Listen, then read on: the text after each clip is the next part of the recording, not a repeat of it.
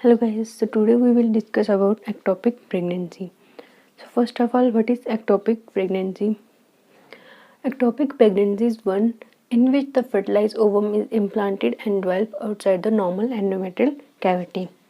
तो ectopic pregnancy क्या होती है? वो pregnancy जो हमारा fertilized ovum है वो outside the normal endometrial cavity से हटकर कहीं और जाकर इम्प्लांट हो जाए और फिर वहीं पे जाके वो डेवलप होना स्टार्ट कर जाए तो उसको हम बोलेंगे ectopic pregnancy. No ectopic pregnancy according to site of implantation. According to मतलब कहाँ कहाँ पे एक्टोपिक प्रेगनेंसी हो सकती है, उस बेसिस पे हमने एक्टोपिक प्रेगनेंसी को क्लासीफाई किया है. First of all extra uterine ectopic pregnancy and second one is uterine ectopic pregnancy. ठीक है, एक्स्ट्रा यूट्राइन एक्टोपिक प्रेगनेंसी इसमें क्या होगा कि जो हमारा फर्टिलाइज ओवम है वो यूट्रस के अंदर इम्प्लांट ना होकर कहीं और इम्प्लांट हो जाएगा और वहीं पे फिर वो डेवलप करना स्टार्ट कर जाएगा.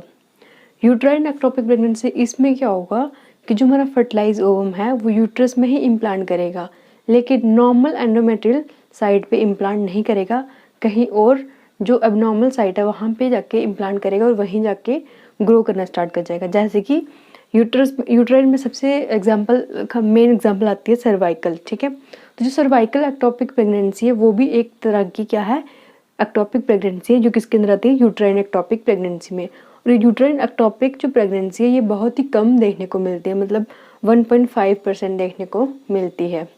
इसमें कहाँ हम जो यूट्रस में कहाँ पे हो सकती है एक्टोपिक प्रेगनेंसी, एक तो सर्विक्स में हो सकती है एक्टोपिक प्रेगनेंसी. ठीक है, सर्विक्स भी तो यूट्रस का पार्ट है. ठीक है, तो इसलिए हमने इसको यूट्राइन एक्टोपिक प्रेगनेंसी बोला है. ठीक है, एंगुलर एरिया में हो सकती है, कार्नुअल एरिया में हो सकती है. ठीक है, सी सेक्शन जहाँ पे सी सेक्शन हुई है, सी सेक्शन स्कार के पास भी कहीं भी जो फर्टिलाइज ओवम है इम्प्लांट कर सकता है और वहाँ पे ग्रो होना स्टार्ट कर सकता है. ठीक है, तो मोस्ट इम्पॉर्टेंट जो इसमें है वो है एक्स्ट्रा यूट्राइन एक्टोपिक प्रेगनेंसी जो मेनली देखने को मिलती है. ठीक है, इसमें फर्दर क्लासिफिकेशन आती है tubal ectopic pregnancy, ovarian and abdominal. Extra uterine में भी सबसे ज़्यादा इंपॉर्टेंट कौन सी है, ट्यूबल, जो 97% केसेस में देखने को मिलती है. ठीक है, ovarian 0.5% and abdominal 1%. Tubal ectopic pregnancy मतलब जो हमारा फर्टिलाइज ओवम है वो हमारे फॉलोपियन ट्यूब में क्या कर जाएगा, इम्प्लांट हो जाएगा और फिर वहीं पे क्या करेगा, डेवलप होना स्टार्ट कर जाएगा. ठीक है, तो वो आती है हमारे ट्यूबल एक्टोपिक प्रेगनेंसी में. ट्यूबल में फर्दर हमारे फॉलोपियन ट्यूब के 4 पार्ट्स होते हैं main, interstitial, isthmus, ampulla and infundibulum. ठीक है, इन चारों पार्ट्स में अगर किसी भी पोर्शन में हमें प्रेगनेंसी देखने को मिलती है या फिर हमारा जो फर्टिलाइज ओवम है इन चारों पोर्शन में से किसी भी पार्ट में अगर वो इम्प्लांट हो जाए तो हम उसको बोलेंगे ट्यूबल एक्टोपिक प्रेगनेंसी. और मेनली जो हमें एक्टोपिक प्रेगनेंसी है वो फॉलोपियन ट्यूब में ही देखने को मिलती है. ठीक है, और अगर एक्टोपिक प्रेगनेंसी जो है हमारी वो इंटरस्टिशियल एरिया में देखने को मिलेगी तो हम उसको बोलेंगे इंटरस्टिशियल एक्टोपिक प्रेगनेंसी. वो इस्थमस में भी हो सकती है, एम्पुला में होगी तो ampullary ectopic pregnancy and infundibulum में होगी तो इनफंडिबुलर एक्टोपिक प्रेगनेंसी. इन सब में भी मेन जो है वो किस में देखने को मिलती है, एम्पुला में जो है सबसे कॉमन जो है एक्टोपिक प्रेगनेंसी देखने को मिलती है. ठीक है, 55% जो है ट्यूबल एक्टोपिक प्रेगनेंसी किस में देखने को मिलती है, हमें एम्पुला में देखने को मिलती है, क्योंकि फर्टिलाइजेशन मेनली यहीं पे होती है, एम्पुला रीजन में होती है. तो इसलिए सबसे ज़्यादा चांसेस जो हैं एक्टोपिक प्रेगनेंसी के वो एम्पुला रीजन में ही देखने को मिलते हैं. ठीक है, ये तो हो गया हमारा एक्स्ट्रा यूट्राइन और यूट्राइन एक्टोपिक प्रेगनेंसी. ठीक है, एक्स्ट्रा यूट्राइन में ट्यूबल, ओवेरियन मतलब अगर ओवरी में ओवम जो है फर्टिलाइज हो जाए और वहीं पे इम्प्लांट होकर डेवलप करना स्टार्ट कर जाएगा तो हम उसको बोलेंगे ओवेरियन एक्टोपिक प्रेगनेंसी. ठीक है, नेक्स्ट वन इज एब्डोमिनल. अगर जो है हमारा ओवम जो है वो हमारा नॉर्मल पाथवे को फॉलो ना करे. ठीक है, नॉर्मली जो ओवम है वो ओवरी से निकलकर हमारे फॉलोपियन में जाता है. ठीक है, अगर ये इस पाथवे को फॉलो ना करे और ये किसी जैसे एक्स्ट्रा पेरिटोनियल एरिया से ट्रैवल करने लग जाए तो क्या होगा कि जो स्पर्म होगा वो उसको फर्टिलाइज जब करेगा एक्स्ट्रा पेरिटोनियल एरिया में या एब्डोमिनल एरिया में तो वो क्या करेगा, वहाँ पे क्या करेगा, एब्डोमिनल एक्टोपिक प्रेगनेंसी कॉज करता है, ठीक है। तो ये बहुत ही कम देखने को मिलती है एब्डोमिनल। एब्डोमिनल मतलब आउटसाइड द यूट्रस, बिल्कुल यूट्रस के बाहर होगी, ठीक है, यूट्रस के अंदर नहीं होगी, और बिल्कुल यूट्रस के किसी भी पोर्शन में, रिप्रोडक्टिव ऑर्गन के किसी भी पोर्शन में नहीं होगी, और outside the reproductive system, female reproductive system के बिल्कुल बाहर होगी, जो हमारी एब्डोमिनल एक्टोपिक प्रेगनेंसी होती है, ठीक है। नो ये तो हमने पढ़ा कि साइड के जहाँ पे हमारा फर्टिलाइज ओवम है किस एरिया में किस साइड पे इम्प्लांट करता है, उस बेसिस पे हमने इसकी क्लासिफिकेशन पढ़ी। नो अब हम पढ़ेंगे इसके कारण क्या क्या हैं, क्यों एक्टोपिक प्रेगनेंसी जो है वो हो जाती है। मेनली एग्जैक्टली कोई रीज़न नहीं है कि क्यों देखने को मिलती है एक्टोपिक प्रेगनेंसी, लेकिन फिर भी कुछ रिस्क फैक्टर हैं, कुछ जो ऐसे फैक्टर्स हैं जो क्या करते हैं, लीड्स करते हैं या फिर increase the chances of ectopic pregnancy के चांसेस को क्या करते हैं, इंक्रीज करते हैं, ओके। तो first of all factors preventing the migration of fertilize ovum to the uterine cavity. पहला है ऐसे फैक्टर्स क्या करेंगे जो हमारा फर्टिलाइज ओवम है उसकी माइग्रेशन को क्या करते हैं, प्रिवेंट करते हैं। जब फर्टिलाइजेशन होती है यहाँ से ओवम निकलेगा और इधर ट्रैवल करेगा और यहाँ पे आके फर्टिलाइजेशन होगी, ठीक है। यहाँ पे स्पर्म और ओवम की क्या होती है, फर्टिलाइजेशन होती है इस एरिया में, एम्पुला में, ठीक है। तो क्या होगा कि कुछ ऐसे फैक्टर्स क्या होते हैं, फर्टिलाइजेशन के बाद क्या होगा कि ये जो जाइगोट बनेगा इसको इस रास्ते से ट्रैवल करके यूट्रस में आना होता है और फिर यहाँ पे जाके वो क्या करता है, इम्प्लांट करता है, ठीक है, नॉर्मली। लेकिन कुछ ऐसे फैक्टर्स होते हैं वो क्या करते हैं, हमारे फर्टिलाइज ओवम को जो है वो उसकी मूवमेंट को क्या करते हैं, प्रिवेंट करते हैं, ताकि वो यहाँ से यहाँ तक ट्रैवल ना करे। तो कुछ ऐसे फैक्टर होते हैं जो क्या करते हैं, फर्टिलाइज ओवम को यूट्राइन कैविटी की तक आने के लिए रोकते हैं। तो ऐसे कौन कौन से फैक्टर हैं जिसकी वजह से हमारा ओवम फर्टिलाइज तो हो गया है लेकिन वो यूट्रस में, यूट्राइन कैविटी में नहीं आ सकता, ऐसे कौन कौन से फैक्टर हैं। सबसे पहले आता है pelvic inflammatory disease, PID। It is the most common cause of ectopic pregnancy, ठीक है। इसमें क्या होता है कि हमारा जो रिप्रोडक्टिव सिस्टम है फीमेल का, इसमें वेजाइना को छोड़ के सर्विक्स, यूट्रस, फैलोपियन ट्यूब और पेरिटोनियल कैविटी, पेरिटोनियल जो मेम्ब्रेन होती है उसकी भी इन्फ्लेमेशन हो जाती है, ठीक है। तो जब पेल्विक इन्फ्लेमेटरी डिजीज़ होगी, इसकी वजह से क्या होता है, जो पेल्विक इन्फ्लेमेटरी डिजीज़ है ये क्या करती है, इसमें क्या होता है कि जब हमारी फैलोपियन ट्यूब की इन्फ्लेमेशन हो जाएगी तो क्या होगा कि इन्फ्लेमेशन होने की वजह से, मतलब PID के होने की वजह से क्या होगा कि नॉर्मली जो हमारे फैलोपियन ट्यूब में क्या होते हैं, सीलियास प्रेजेंट होते हैं, ठीक है। जिस तरह से हमारे रेस्पिरेटरी ट्रैक्ट में सीलिया प्रेजेंट होते हैं उसी तरह से हमारे फैलोपियन ट्यूब में भी सीलियास प्रेजेंट होते हैं। ये सीलिया क्या करते हैं, इस ओवम को, फर्टिलाइज ओवम को आगे मूवमेंट करने में हेल्प करते हैं, ठीक है। अगर अब जब किसी भी पेशेंट को PID हो गई है तो क्या होगा कि ये सीलिया जो हैं ये क्या हो जाते हैं, डिस्ट्रॉय हो जाते हैं, ठीक है, लॉस हो जाएंगे, यहाँ से डिस्ट्रॉय हो जाएंगे। जब ये यहाँ पे डिस्ट्रॉय हो जाएंगे तो जो फर्टिलाइज ओवम है वो अब यूट्राइन कैविटी तक आने में उसको बहुत सी डिफ़िकल्टीज होंगी, ठीक है। सेकंड क्या करता है, ये impairment of muscular peristalsis of tube. एक फैक्टर तो क्या करता है, एक फैक्टर में क्या होता है कि जो हमारी सीलियास हैं वो भी मूवमेंट में हेल्प करते हैं, और दूसरा जो हमारी फैलोपियन ट्यूब की मस्कुलर वाल है, ठीक है, मस्कुलर वाल ये क्या करती है, peristalsis movement, wave like movement करती है, जिसकी वजह से क्या होता है कि जो हमारा ओवम है, फर्टिलाइज ओवम जो है वो यूट्राइन कैविटी की तरफ मूव करता है। लेकिन इस PID की वजह से क्या होगा कि सीलिया भी लॉस हो जाएंगे और जो हमारी फैलोपियन ट्यूब की मस्कुलर पेरिस्टालसिस मूवमेंट है वो भी क्या हो जाएगी, डिस्टर्ब हो जाएगी। तो इसकी वजह से हमारा ओवम जो है वो यूट्राइन कैविटी की तरफ ट्रैवल नहीं कर पाएगा और वो वहीं पे इम्प्लांट कर जाएगा, ठीक है। Second was narrowing of tube lumen. तो PID की वजह से जब इन्फ्लेमेशन होगी तो ऑब्वियस सी बात है कि जो इसका डायमीटर है वो क्या हो जाएगा, कम हो जाएगा, ठीक है। कम हो जाएगा तो जो फर्टिलाइज ओवम है वो ट्रैवल नहीं कर पाएगा हमारी यूट्राइन कैविटी की तरफ, ठीक है। थर्ड वन क्या है कि जो क्या बोलते हैं, जो PID है वो क्या करती है, हमारी जो म्यूकोजल फोल्ड है,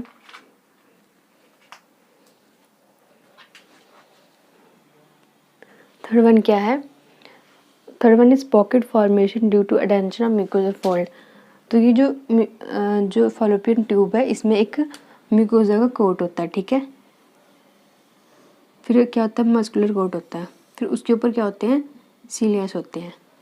तो क्या करता है ये PID क्या करता है, हमारे जो म्यूकोजल फोल्ड है इस साइड के और इस साइड के म्यूकोजल फोल्ड को क्या करेगा, आपस में क्या करता है, एडहेयर कर देता है, मतलब चिपका देता है, जिसकी वजह से क्या होता है कि हमारे फॉलोपियन ट्यूब में पॉकेट बन जाती है और जो क्या करता है हमारे फर्टिलाइज ओवम को यूट्राइन कैविटी में ट्रैवल होने से प्रिवेंट करता है। ठीक है। Fourth one is kinking and angulation of tube.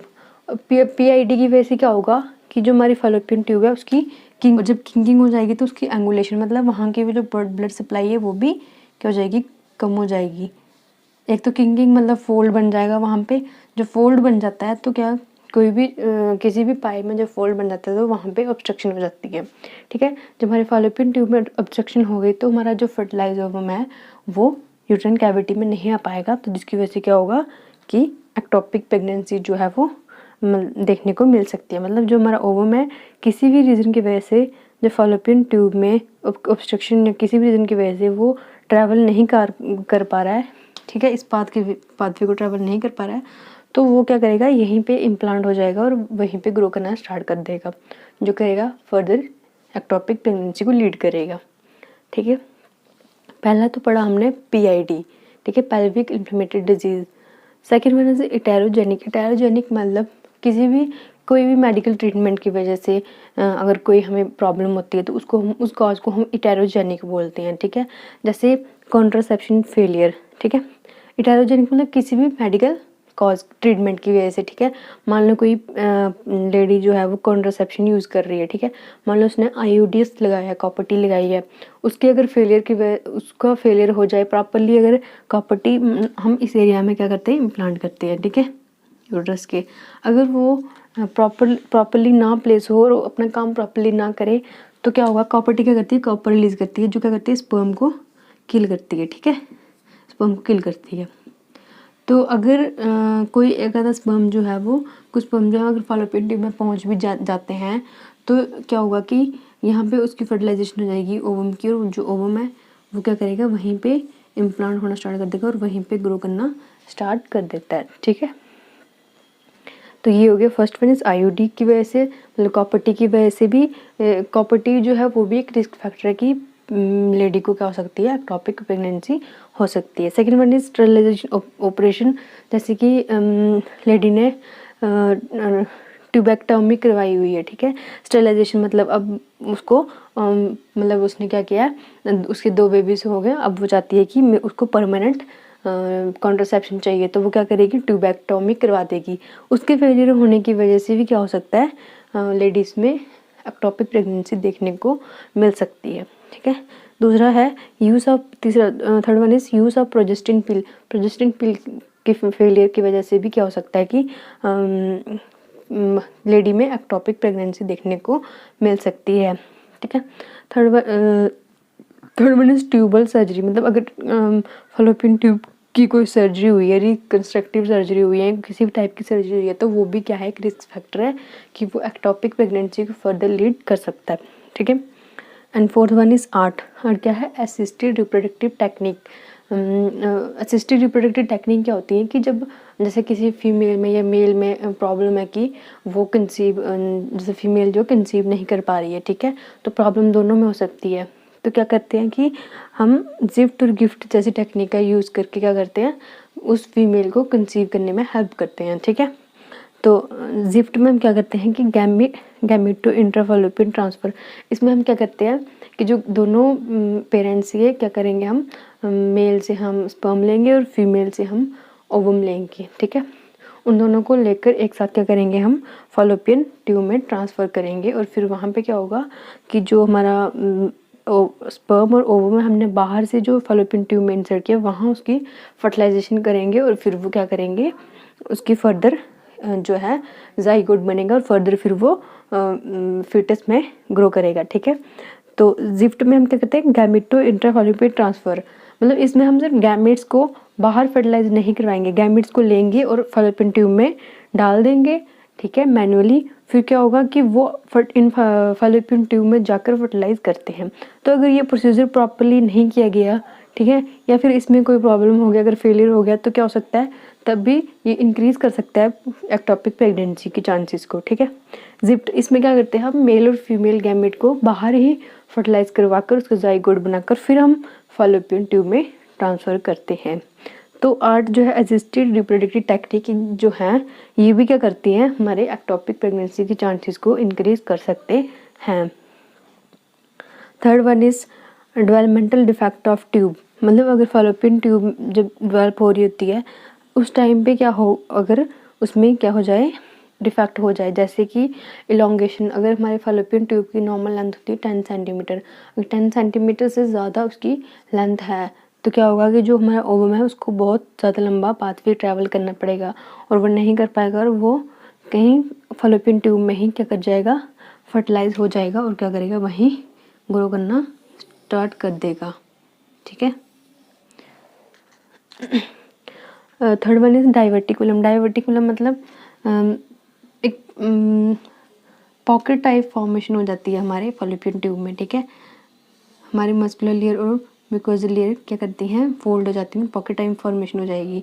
और जब यहाँ पे हमारे फॉलोपियन ट्यूब में पॉकेट फॉर्मेशन हो जाएगी तो क्या होगा कि जब ओवम और स्पर्म मीट करेंगे और फर्टिलाइज करेंगे तो जो जाइगोट बनेगा वो क्या कर जाएगा, इस पिट में, इस खड्डे में जो क्या करेगा, वो इस गड्ढे में जाके गिर जाएगा। ठीक है। और यहाँ पे ग्रो करना स्टार्ट कर जाएगा, तो इसको हम बोलते हैं डाइवर्टिकुलम। ठीक है। मतलब एक पोच लाइक बन जाता है हमारी फॉलोपियन ट्यूब में, जो क्या करता है, इंक्रीज करता है एक्टोपिक प्रेगनेंसी के चांसेस को। ठीक है। उसके बाद आता है अदर्स में पहले से किसी को एक्टोपिक प्रेगनेंसी है या फिर पहले से इंड्यूस एबॉर्शन है, पहले से उसने कोई एबॉर्शन करवाया, तो ये भी क्या है, रिस्क फैक्टर है कि ये दोनों भी क्या कर सकते हैं, एक्टोपिक प्रेगनेंसी को लीड कर सकते हैं, मतलब रिस्क फैक्टर हैं ये दोनों। ठीक है। Second one is factor facilitating nidation in tube. First पहला तो हमने पढ़ा कि वो फैक्टर्स जो क्या करते हैं, फर्टिलाइज ओवम को फॉलोपियन ट्यूब से यूट्राइन कैविटी में आने से रोकते हैं। ठीक है। सेकेंड है वो फैक्टर्स जो क्या करते हैं, जो ओवम जो है, फर्टिलाइज ओवम है, उसकी इम्प्लांटेशन को ट्यूब में ही, जो फर्टिलाइज ओवम है वो चाहते हैं कि जो ओवम है वो हमारी फॉलोपियन ट्यूब में ही इम्प्लांट करे। तो ऐसे कौन कौन से फैक्टर हैं जिसकी वजह से हमारा फर्टिलाइज ओवम जो है वो फॉलोपियन ट्यूब में ही इम्प्लांट कर जाता है। ठीक है। सबसे पहले अर्ली रिजम्पशन ऑफ ट्रोफोप्लास्टिक एक्टिविटी। तो अगर हमारी ट्रोफोप्लास्टिक एक्टिविटी क्या होती है कि जब फर्टिलाइज ओवम बनता है, जाइगोट बनता है, तो 4-5 दिन के बाद क्या होता है कि जो हमारा ओवम जाइगोट जो है वो 5-6 दिन के बाद हमारे फॉलोपियन ट्यूब में आ जाता है। ठीक है। फॉलोपियन ट्यूब से यूट्राइन कैविटी में आ जाता है। यहाँ पे आने के बाद क्या करता है, जो फर्टिलाइज ओवम जो है, मतलब जाइगोट जो है वो कुछ केमिकल रिलीज़ करेगा। ठीक है। कुछ केमिकल रिलीज़ करता है। ये केमिकल क्या करते हैं, हमारे यहाँ पे यूट्राइन कैविटी को डिजनरेट करते हैं। ठीक है। और फिर ये जो हमारा जाइगोट जो है फिर जाके यहाँ पे इम्प्लांट होता है। ठीक है।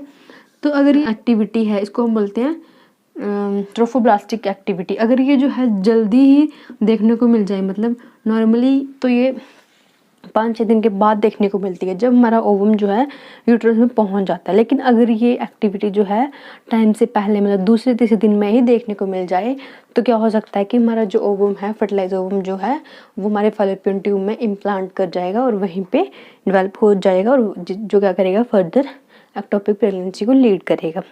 ठीक है। Second one is increase decidual reaction. अगर जो है नॉर्मली जो है डेसिडियो करती है एंडोमेट्रियल लाइनिंग को हम डेसिडियो बोलते हैं। ठीक है। ड्यूरिंग प्रेगनेंसी तो एंडोमेट्रियल रिएक्शन जो है नॉर्मली किस में देखने को मिलती है, इस पोर्शन में देखने को मिलती है। ठीक है। यूट्रस के सर्विक्स के ऊपर और फॉलोपियन ट्यूब के अंदर देखने को मिलती है, कॉर्नुआ के बीच में और सर्विक्स के ऊपर वाले पोर्शन में। इस पोर्शन में यूट्राइन हमारे डेसिडुअल रिएक्शन देखने को मिलती है। लेकिन अगर इंक्रीज हो जाए, मान लो अगर ये फॉलोपियन ट्यूब की तरफ बढ़ गई, मतलब डेसिडुअल रिएक्शन क्या होती है कि यहाँ पे जो हमारा एस्ट्रोजन प्रोजेस्टेरोन क्या करता है, यहाँ पे वेस्कुलरिटी को बढ़ा देता है। ठीक है। इसको एंडोमेट्रियल लेयर को थिक बना देता है। ठीक है। थिक बना देगा ताकि यहाँ पे फिटस जो है वो अच्छे से ग्रो कर सके, जाइगोट जो है अच्छे से इम्प्लांट करके ग्रो कर सके। ठीक है। अगर ये जो हमारी एंडोमेट्रियल जो है रिएक्शन है, डेसिडुअल रिएक्शन जो है, ये फॉलोपियन ट्यूब में भी देखने को मिल जाए, तो क्या होगा कि जो हमारा फर्टिलाइज ओवम है उसको फेवरेबल इन्वायरमेंट मिल जाएगा, कहाँ पे, फॉलोपियन ट्यूब में ही मिल जाएगा। तो फिर वो यहाँ पे नहीं आएगा, तो ये क्या करेगा आपकी फर्दर एक्टोपिक प्रेगनेंसी को लीड कर सकता है। ठीक है। Third one is tubal endometriosis. Endometriosis का मतलब होता है कि जो एंडोमेट्रियल टिश्यू जो है वो यूट्रस को छोड़कर कहीं और भी किसी और एरिया में देखने को मिल रहे हैं, उनकी कहीं और भी ग्रोथ हो रही है, तो उसको हम बोलते हैं एंडोमेट्रियोसिस। तो ट्यूबल एंडोमेट्रियोसिस मतलब फॉलोपियन ट्यूब के अंदर जो हमें है क्या है एंडोमेट्रियल टिश्यू जो है देखने को मिलेंगे। तो जब ट्यूबल में एंडोमेट्रियल टिश्यू देखने को मिलेंगे तो हमारे फर्टिलाइज ओवम को लगेगा कि यूट्रस ही है।